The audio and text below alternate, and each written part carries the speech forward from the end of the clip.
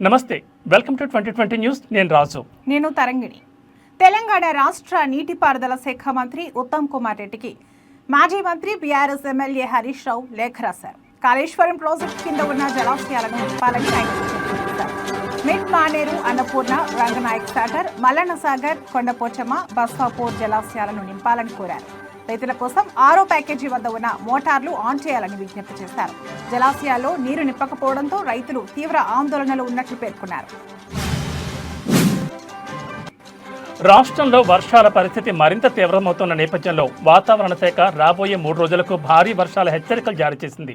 ఇప్పటికే పలు ప్రాంతాల్లో కుండపోత వర్షాలు కురుస్తుండగా రాబోయే రోజుల్లో ఈ పరిస్థితి మరింత ఉధృతమవుతుందని అంచనా వేస్తోంది. వాతావరణ శాఖ ప్రకారం బంగాళాఖాతంలో ఇవాళ అల్పపీడనం ఏర్పడే అవకాశం ఉంది. రాబోయే 48 గంటల్లో ఇది మరింత బలపడనుందని అధికారులు అంచనా వేస్తున్నారు. మరోవైపు ఉత్తర అంతర్గత కర్ణాటక, దాని పరిసర ప్రాంతాల్లో ఉపరితల ఆవర్తనం కొనసాగుతోంది. ఈ 2 వాతావరణ వ్యవస్థల ప్రభావంతో తెలుగు రాష్ట్రాల్లో విస్తారంగా వర్షాలు కురిసే అవకాశం ఉందని వాతావరణ శాఖ స్పష్టం చేసింది. ఏపీలో పలు జిల్లాల్లో భారీ వర్షాలు కురుస్తున్నాయి. పశ్చిమ మధ్య బంగాళాఖాతంలో ఉదయం 5:30 అల్పపీడనం ఏర్పడింది. ఇది వాయువ్య దిశగా కదులుతోంది. రాబోయే 24 గంటల్లో మరింత బలపడనుంది. 48 గంటల్లో ఉత్తర తీరాంధ్ర, దక్షిణ ఒడిశా మీదుగా కదిలే అవకాశం ఉంది. పలు జిల్లాల్లో ఎడతెరిపి లేని వర్షాల కారణంగా జనజీవనం స్తంభించింది. లోతట్టు ప్రాంతాలు జలమయమయ్యాయి. రహదారులపైకి వరద నీరు రావడంతో వాహనదారులు ఇబ్బందులు పడుతున్నారు. మరోవైపు నదులు, వాగులు, వంకలు ఉప్పొంగి ఉధృతంగా ప్రవహిస్తున్నాయి. పలు చోట్ల పంటలు నీట మునిగాయి. పల్నాడు జిల్లాలోని పిడుగురాల మండలం జూలుకల్లులో భారీగా వరద వచ్చి చేరింది. బెట్టింగ్ యాప్స్ ప్రమోషన్ చేసిన కేసులో టాలీవుడ్ సెలబ్రిటీలు ఈడీ విచారణకు హాజరవుతున్న విషయం తెలిసిందే. తాజాగా heroine Manchu Lakshmi betting apps promotions కేసులో ఈ రోజు ఉదయం ఈడీ విచారణకు వచ్చారు. ఈడీ ఇచ్చిన నోటీసుల్లో ఆమె బ్యాంక్ ఖాతాకు సంబంధించిన అన్ని స్టేట్మెంట్లను తీసుకుని రావాలని సూచించారు. ఈ మేరకు మంచు లక్ష్మి ఈ రోజు బ్యాంక్ స్టేట్మెంట్ తీసుకుని వచ్చారు. YOLO 247 అనే బెట్టింగ్ యాప్ని ఆమె ప్రమోట్ చేశారు. అలాగే దీనికి సంబంధించిన వీడియోను సోషల్ మీడియా ప్లాట్ఫామ్లలో పోస్ట్ చేశారు. దీంతో కేసు నమోదు చేసిన తెలంగాణ పోలీసులు ఆమెను విచారించిన విషయం తెలిసిందే. ఆర్థిక లావాదేవీలు అత్యధికంగా ఉన్నాయని తేలడంతో ఈ కేసులోని ఈడీ ఎంటర్ అయింది.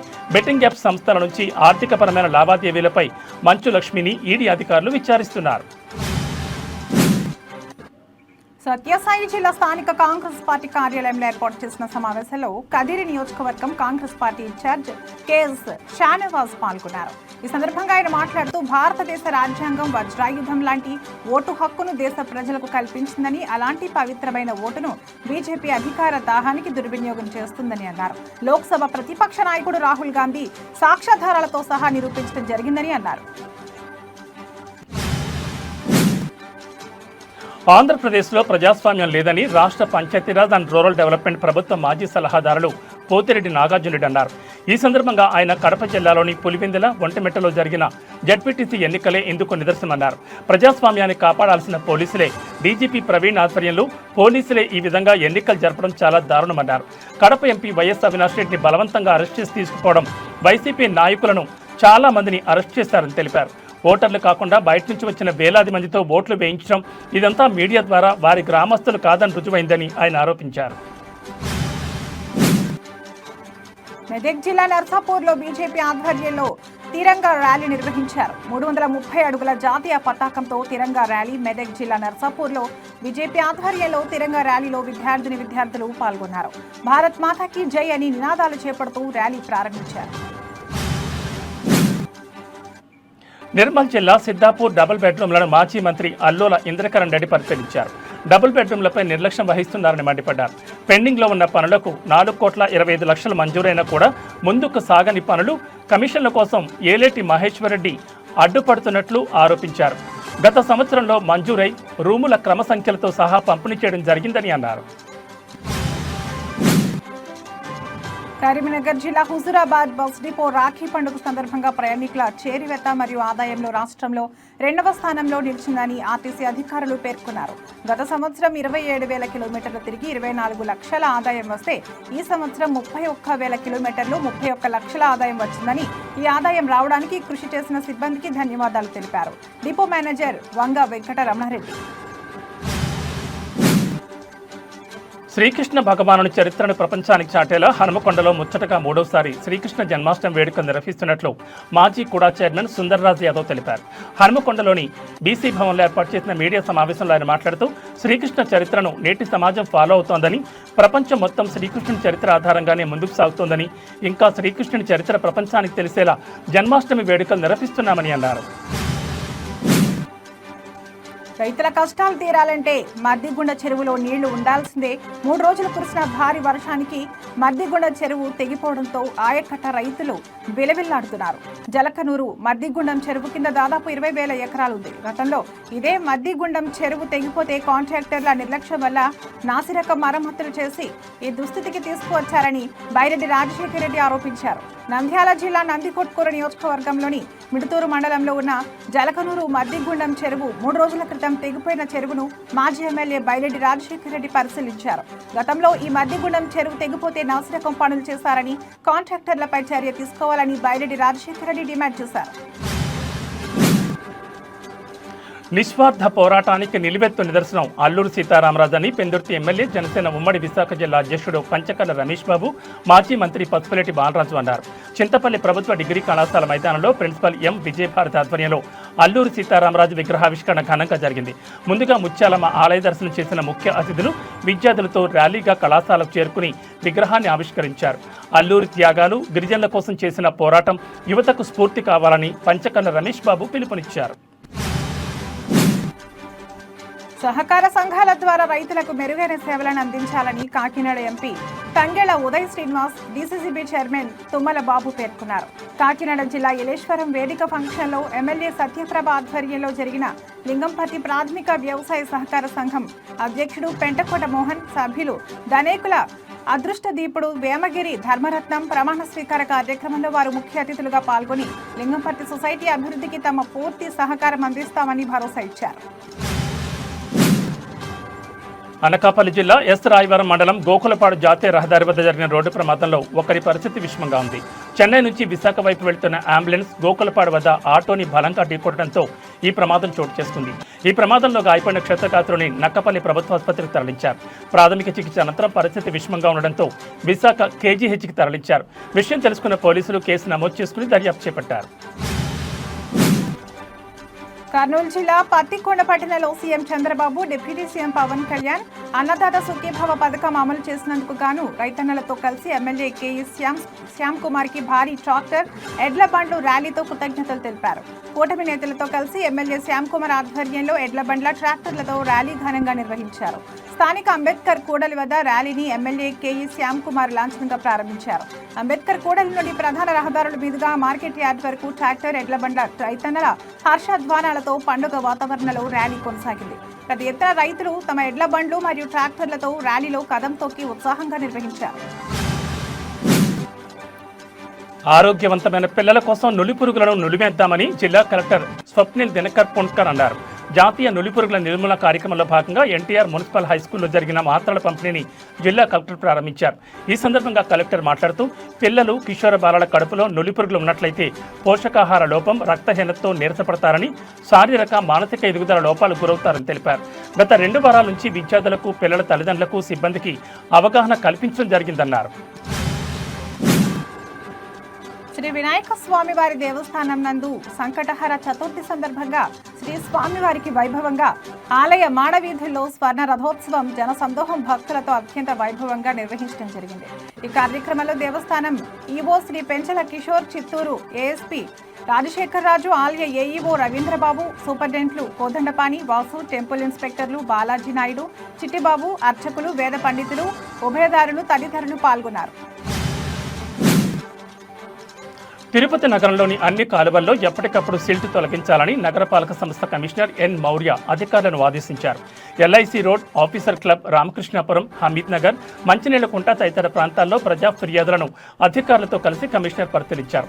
ఈ సందర్భంగా కమిషనర్ మాట్లాడుతూ డ్రైనేజ్ కాలువలు లీక్ అవుతున్నాయని, వర్షపు నీరు ఆగుతున్నాయని ఫిర్యాదులు వస్తున్నాయని అన్నారు. నగరంలోని అన్ని ప్రాంతాల్లో గల కాలువల్లో ఎప్పటికప్పుడు సిల్ట్ తొలగిస్తే మురుగునీరు సజావుగా వెళ్లేలా చూడాలని అన్నారు. ఇంటింటి చెత్త సేకరణ సక్రమంగా నిర్వహించాలని అని అన్నారు. కడప జిల్లా పులివెందుల ఒంటిమిట్ట జెడ్పీటీసీ ఎన్నికల నేపథ్యంలో కూటమి ప్రభుత్వం తమకు చాలా పాఠాలు నేర్పిస్తోందని మాజీ మంత్రి సాకి శైలజనాథ్ పేర్కొన్నారు.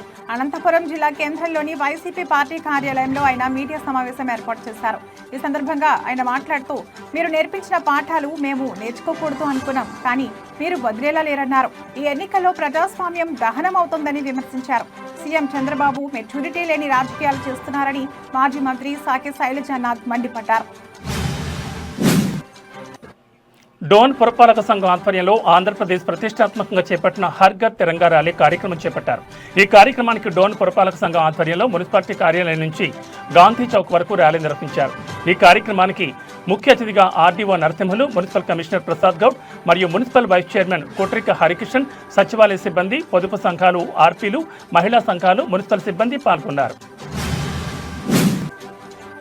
తెలంగాణ రాష్ట్ర మెదక్ జిల్లా న్యాయ సేవా అధికార సంస్థ ఆదేశాల మేరకు అంతర్జాతీయ ఆదివాసీల దినోత్సవం పురస్కరించుకుని ఆదివాసీల పరిరక్షణ చట్టాలను విద్యార్థులకు అవగాహన కల్పించటకు mandal legal service committee Narsapur ఆధ్వర్యంలో నర్సాపూర్ గిరిజన గురుకుల కళాశాలలో న్యాయ అవగాహన సదస్సును ఏర్పాటు చేశారు. ఈ కార్యక్రమానికి ముఖ్య అతిథిగా Narsapur junior civil judge cum chairman mandal legal service committee Narsapur M Hemalatha విచ్చేసి మాట్లాడుతూ, అంతర్జాతీయ ఆదివాసీల దినోత్సవం పురస్కరించుకుని విద్యార్థులు గిరిజన చట్టాలపైన అవగాహన కలిగి ఉండాలన్నారు. అనంతపురం జిల్లా వరవకొండ నియోజకవర్గంలోని వెలగొప్ప మండల కేంద్రంలో బీజేపీ ఇన్ఛార్జ్ దగ్గుపాటి సౌభాగ్య ఆధ్వర్యంలో హర్ ఘర్ తిరంగా కార్యక్రమాన్ని ఘనంగా నిర్వహించారు. ఈ సందర్భంగా ఆమె మాట్లాడుతూ, ప్రధాని నరేంద్ర మోడీ ఆదేశాల మేరకు ఆగస్టు 13, 14, 15 తేదీల్లో ప్రతి ఇంటిపైన జాతీయ జెండాను ఎగురవేయాలని పిలుపునిచ్చారు. ప్రతి ఒక్కరూ తమ ఇళ్లపై జాతీయ జెండాను ఎగురవేసి దేశ సమగ్రతను, గౌరవాన్ని కాపాడాలని, స్వాతంత్ర వేడుకల్లో భాగస్వాములు కావాలని కోరుతూ ర్యాలీ నిర్వహించారు.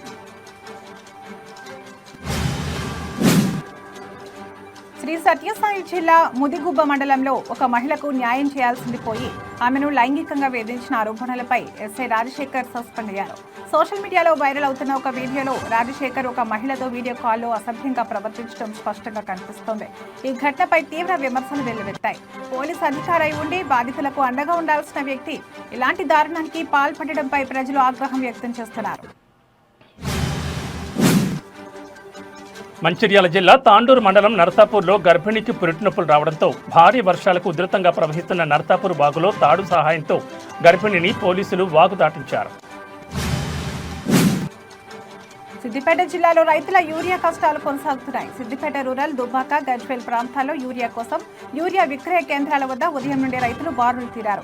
గజ్వేల్ ప్రాథమిక సహకార సంఘం వద్ద నో స్టాక్ అనే బోర్డును అధికారులు ఏర్పాటు చేశారు. ఆధార్, పట్టా, పాస్బుక్ జిరాక్సులతో సెంటర్ల వద్ద రైతులు పడిగాపులు కాస్తున్నారు.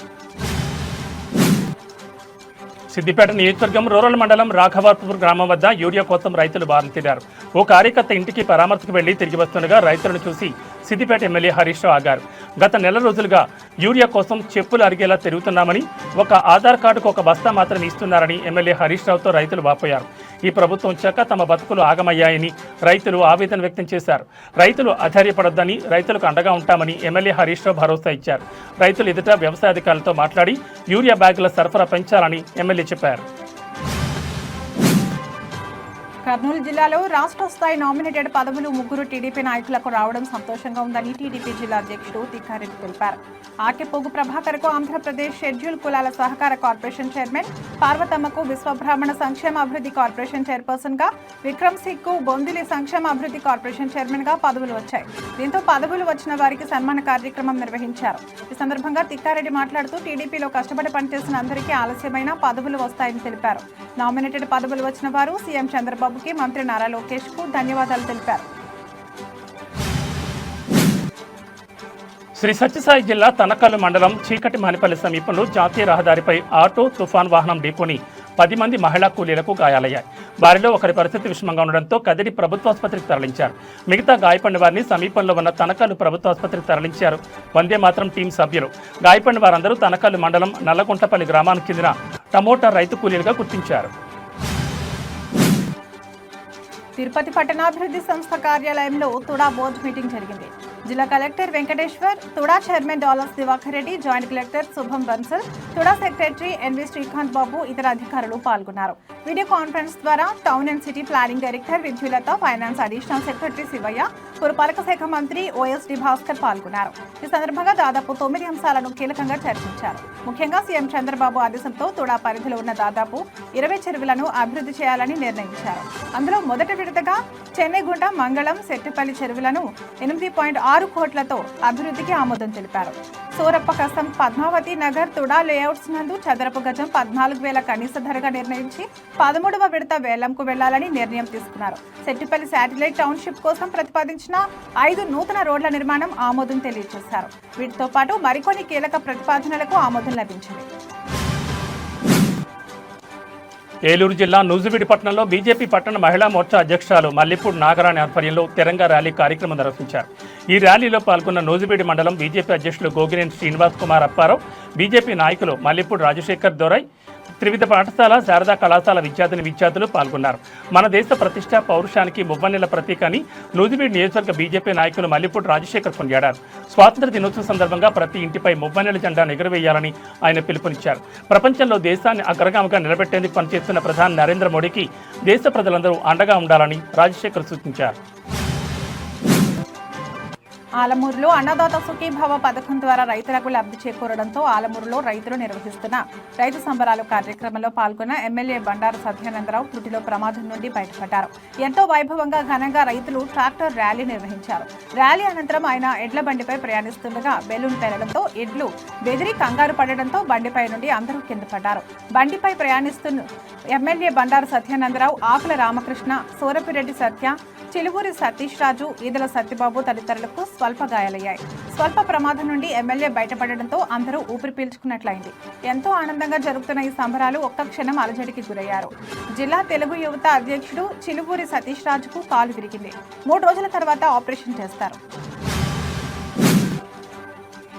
వనపర్తి జిల్లాలోని సైఫన్ సిస్టమ్ గల ప్రపంచ ప్రఖ్యాతిగాంచిన సరళా సాగర్ ప్రాజెక్టుకు భారీ వరద రావడంతో 2 ఆటోమేటిక్ సైఫన్లు తెరుచుకుని నీళ్లు దిగువకు ప్రవహిస్తున్నాయి. సైఫన్ల ద్వారా 7,000 క్యూసెక్కుల నీరు రామన్పాడు రిజర్వాయర్కు చేరుకుంటున్నాయి. ఈ క్రమంలో మదనాపురం సమీపంలోని ఆత్మకూరు వెళ్లే కాజ్వే బ్రిడ్జిపై వరద ఉధృతంగా ప్రవహిస్తోంది. దీంతో మదనాపురం, ఆత్మకూరు మధ్య రాకపోకలను పోలీసులు నిలిపివేశారు. ఎలాంటి ప్రమాదం జరగకుండా భద్రతను ఏర్పాటు చేశారు. తాము ఓటు వేయలేదని, తమ చేతికి సిరా చుక్కలేదని కన్నంపల్లి మహిళా ఓటర్లు అన్నారు. తమ ఓట్లు వేరే వాళ్ళు వేసుకుంటున్నారని, అంతా రిగ్గింగ్గా జరుగుతుందని వారు మండిపడ్డారు. ఓటు వేశామని ఆధారాలు కావాలంటే తమ చేతికి సిరా చుక్క కూడా లేదని కన్నంపల్లి మహిళా ఓటర్లు గగ్గోలు పెడుతున్నారు. మహబూబ్నగర్ జిల్లా జడ్చర్ల పట్టణంలో ఒక కర్రీ పబ్లో పాము పిల్ల కనిపించిన సంఘటన ప్రస్తుతం సంచలనం సృష్టిస్తోంది. ఈ ఘటనకు సంబంధించిన వివరాలు ఇలా ఉన్నాయి. జడ్చర్లలోని అయ్యంగార్ బేకరీ నుంచి శ్రీశైల అనే మహిళ తన పిల్లల కోసం ఒక ఎగ్ పఫ్, ఒక కర్రీ పఫ్ కొనుగోలు చేసింది. ఇంటికి వెళ్లిన తర్వాత కర్రీ పఫ్ తెరిచి చూడగా అందులో చిన్న పాము పిల్ల కనిపించింది. దీంతో ఆమె తీవ్ర దిగ్భ్రాంతికి గురైంది. వెంటనే ఆ విషయాన్ని బేకరీ యజమాని దృష్టికి తీసుకెళ్లగా అతను సరిగ్గా స్పందించకుండా నిర్లక్ష్యంగా సమాధానం చెప్పినట్టు తెలుస్తోంది. యజమాని తీరుతో ఆగ్రహించిన శ్రీశైల తన కుటుంబ సభ్యులతో కలిసి జడ్చర్ల పోలీసులకు ఫిర్యాదు చేసింది. పోలీసులు ఈ ఘటనపై దర్యాప్తును ప్రారంభించి ఆహార భద్రతా అధికారులకు సమాచారం అందించారు. ఈ వార్త సోషల్ మీడియాలో వైరల్ కావడంతో బేకరీ పరిశుభ్రతపై ప్రజలు తీవ్ర ఆందోళన వ్యక్తం చేస్తున్నారు. ఆహార భద్రతా అధికారులు వెంటనే చర్యలు తీసుకోవాలని డిమాండ్ చేస్తున్నారు. ఇలాంటి ఘటనలు పునరావృతం కాకుండా కఠిన చర్యలు తీసుకోవాలని పలువురు నెటిజన్లు కోరుతున్నారు. చిత్తూరు జిల్లా పలమనేరు రూరల్ మండలం కోర్మై గ్రామంలో శ్రీ వరదరాజుల స్వామి దేవాలయం నిర్మాణంలో ఏం జరుగుతుందని స్థానికులు ప్రశ్నిస్తున్నారు. పురాతన దేవాలయం మళ్లీ పునర్నిర్మాణం ఎందుకు చేస్తున్నారనే ప్రశ్నలు వెల్లువెత్తుతున్నాయి. ఎండోమెంట్ విడుదల చేసిన ₹1 కోటి ఎక్కడ ఖర్చు చేస్తున్నారని వారన్నారు. గుడి ప్రాంగణంలో దొరికిన పురాతన విగ్రహాలు ఎక్కడ ఎలా భద్రపరిచారని అధికారులను స్థానికులు ప్రశ్నించారు.